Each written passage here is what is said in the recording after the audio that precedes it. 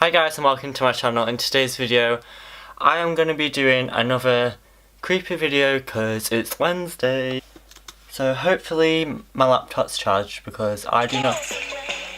And every Wednesday I'm going to be doing a conspiracy theory, a disappearance, or something weird or creepy. It's one of them anyway. So in today's video I'm going to be talking about the disappearance of Rebecca Corriam. I think that's how you pronounce the name, I'm not too sure. So Rebecca was born on the 11th of March 1987. In June 2011 she applied for a job to work on a cruise. She got an interview and she went all the way to London and she was hired for the job. Then the company who she was working for flown her out to Florida to do some training. So she was put onto a cruise called the Disney Wonder. This ship was based in LA port and went all the way to Mexico and stops within the area, if that makes sense. So on one of her trips she had some bad news and her grandfather died and she got 2 weeks leave, so she went back to the UK to see her family and to spend time with her family. Unfortunately, that was the last time her family was going to see her. While she was on the cruise, it was for 6 weeks. So she would get in contact with her family by Facebook and Skype on the 21st of March, and she sent her last message to her parents, which was that she was going to call her the next day, call her mum and dad the next day. 12 hours later, her mum started to get concerned about Rebecca because she hasn't heard from Rebecca for 12 hours. So that's a long time for not hearing your kid for anyway. So on the 22nd of March, the parents got a phone call from one of the crew members saying that Rebecca has gone missing. Rebecca was due to work at 9 AM that day, however she did not turn up for a shift. Well, some of the staff on the ship started to check for her in her room and the staff decks and all that lot, but she wasn't there. So one of the staff members actually looked back on security footage and she seen that Rebecca was last seen wearing a man's clothing, which is a little bit weird. I think is a little bit weird, and she was seen very upset. A young man approached Rebecca asking if she was alright, and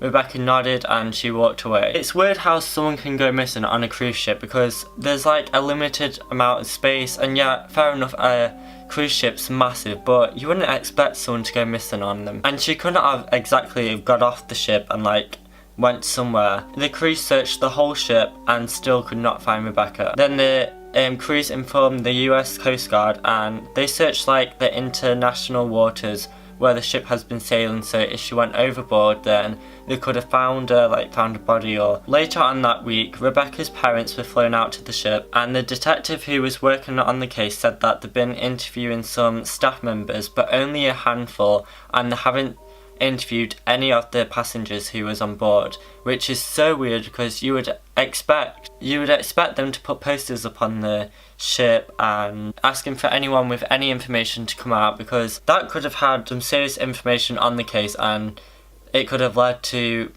Rebecca's body or Rebecca being found, which is really weird how they didn't do that. I'm just going to read this bit. The parents claim that Disney kept them in a car with blacked out windows and brought them on board via a little used side entrance after all the passengers has disembarked. The Wonder's captain gave his condolences and expressed his theory that Rebecca could have gone overboard, it is highly likely that she could have, but some of the information doesn't make sense. Why was she upset that day?